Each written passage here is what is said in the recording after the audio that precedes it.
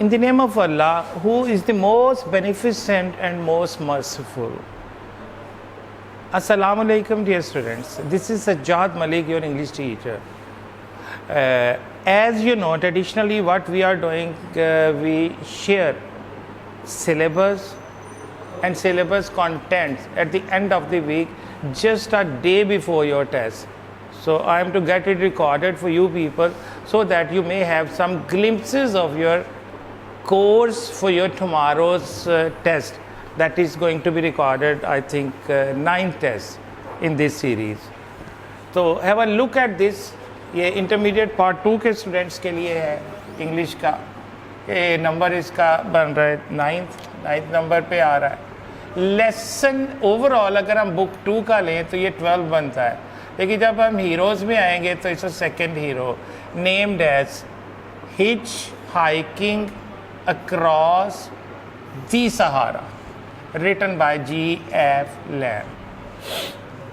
दूसरा कंटेंट है, इसमें आपके ईडियम्स हैं 101 to 125, जिसमें बी सेट भी अब आ रहा है. और ट्रांसलेशन जो है वो अनसॉल्व पैराग्राफ फ्रॉम 21 to 25. मैं सबसे पहले तरह इसका कुछ एक छोटा सा हवाला देना चाहूँगा.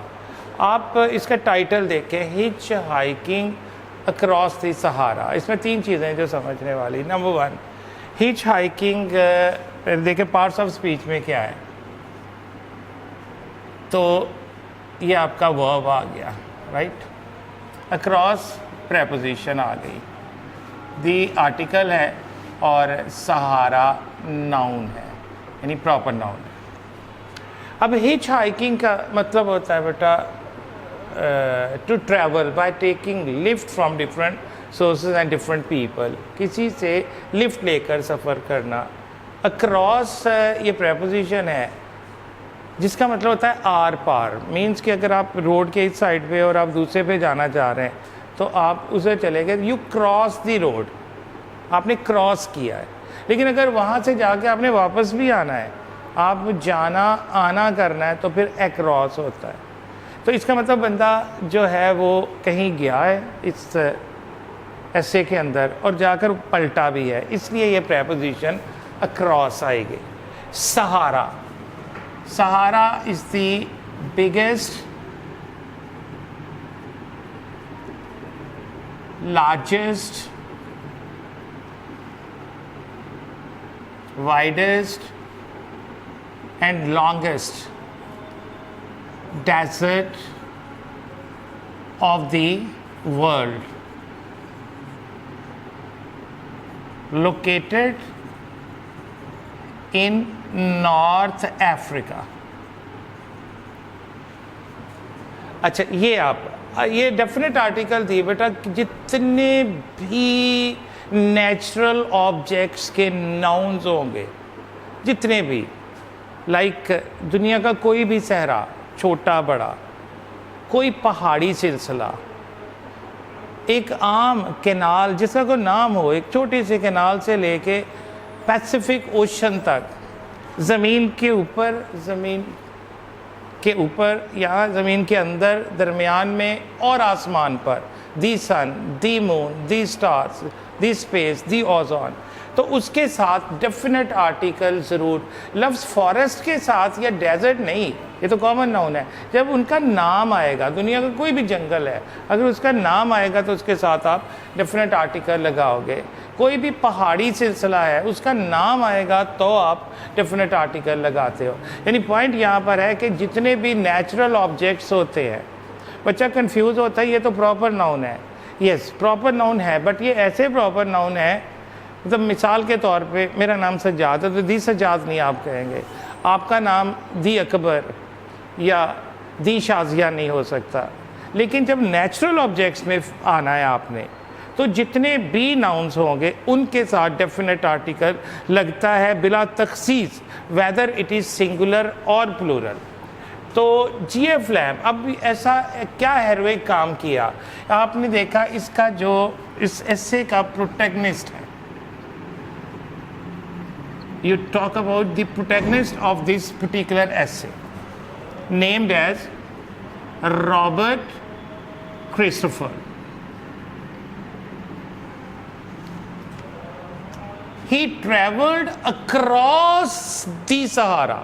अब देखिए बेटा, सहारा कोई पहला बंदा नहीं था जो वहाँ पे ट्रेवल करके आया था या यहाँ वहाँ से गुजरा होगा, तो उससे पहले बहुत सारे लोग, और उसके बाद भी तो एक सहरा में हो आया है, तो इसमें ऐसी कौन सी हेरोइक चीज़ हो गई।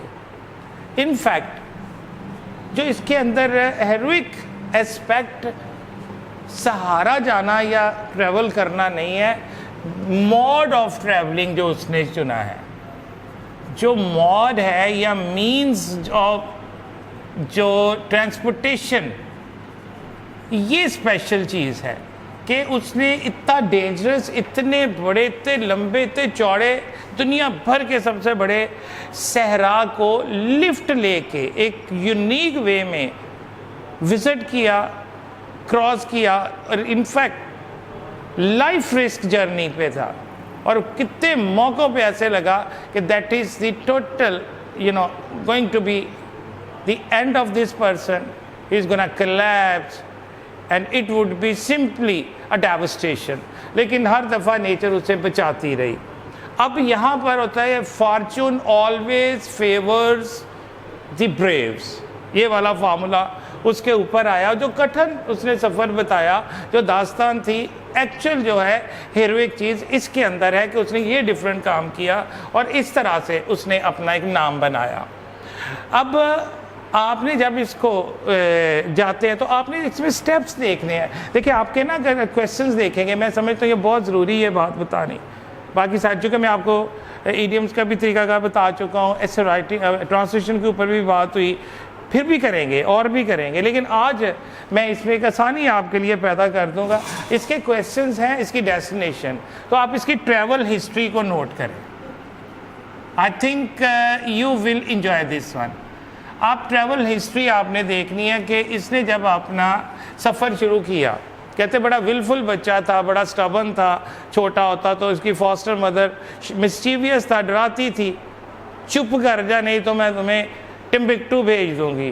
तो टिम्बिक्टू इसका तो बहुत ही कोई दूर दराज खौफनाक जगह होगी जहाँ का वो हवाला दे रही है, लाइका गब्बर सिंह।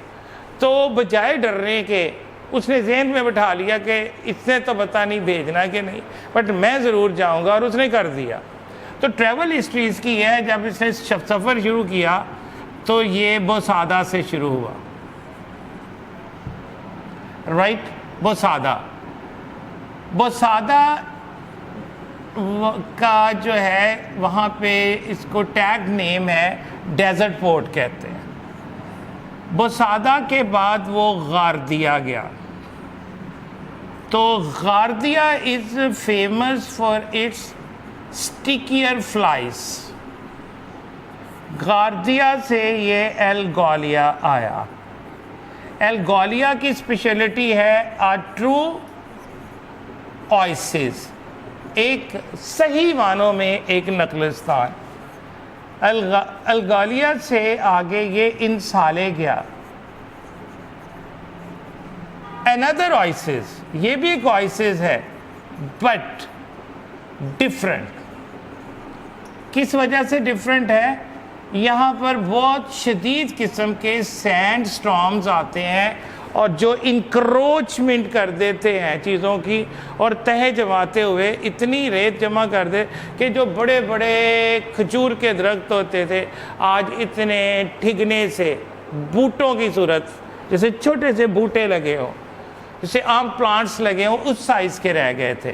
तो यहाँ पे इंसाले जो था, बावजूद इसके कि ओएसिस था, वहाँ पानी ग्रीनरी थी, बट यहाँ पर ये शहर अपनी सर्वाइवल की जंग लड़ रहा है, जिसकी वजह से लोग यहाँ परमानेंटली रहना पसंद नहीं करते या वो रह नहीं सकते।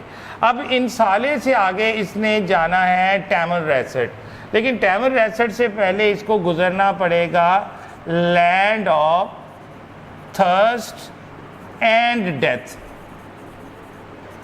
इसके बाद जो टैमररेसेट से पहले जो पहला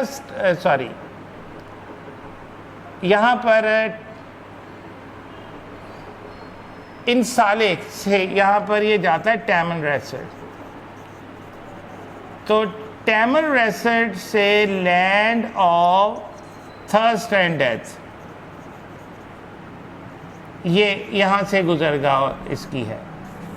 फिर यहाँ पर टिम्बिक्टू से पहले जो आखिरी स्टॉप है जो टाउन आता है उसका नाम है किदाल, और किदाल के बाद ये टिम्बिक्टू पहुँचता है जो उसकी डेस्टिनेशन थी।